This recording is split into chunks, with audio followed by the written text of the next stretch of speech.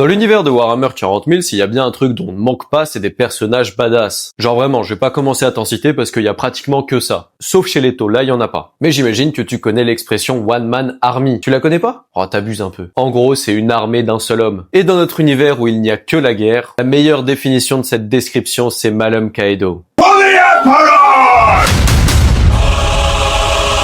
Malum Kaedo, c'est le protagoniste du jeu Warhammer Boltgun qui est sorti en 2023. Et on va parler de l'histoire du jeu, donc si tu veux pas être spoilé, abonne-toi, mets un like, mets un commentaire et va voir une autre de mes vidéos en attendant d'avoir joué au jeu. Ce bon vieux Malum, c'est un vétéran de la garde arrière de la première compagnie des Ultramarines. Et les événements de Boltgun vont se produire quelques années après les événements du premier volet du jeu Space Marine, sur le monde forge de Graia. Après ce qu'il s'est passé dans le jeu, on découvre pour la première fois Demetrian Titus que je ne spoilerai pas dans le doute. L'Inquisition gardait un œil sur la planète. Et ils ont eu raison puisque des technoprêtres rebelles ont travaillé sur une nouvelle source d'énergie qui a créé une faille dans le warp permettant au chaos d'envahir le monde. Au vu de cette invasion, notre Doomslayer tout bleu et son escouade de vétérans de l'arrière-garde vont être envoyés sur la planète afin de récupérer la source d'énergie. Pas de chance, l'atterrissage se passe mal et notre protagoniste est le seul survivant. Kaedo va ainsi commencer à se battre contre le chaos tout en cherchant le fragment. Et lorsqu'il penserait avoir fini sa mission en ayant trouvé la source d'énergie, l'instigateur de cette invasion, un seigneur sorcier du chaos du nom de Tumulus Samael, va apparaître, révélant d'avoir déjà récupéré le fragment et dévoilant son plan de vouloir agrandir la faille afin d'avaler tout ce secteur de la galaxie. C'est ainsi que Malum va commencer un clutch monumental, massacrant tous les agents du chaos avant de finalement triompher du sorcier. L'Inquisition est finalement venue récupérer le fragment et la faille commençait à se refermer. Mais l'Inquisiteur a tout de même informé notre protagoniste qu'il restait de la vermine du chaos dans le secteur, laissant sans doute la possibilité à ce Deus Ex Machina tout bleu de potentiellement revenir.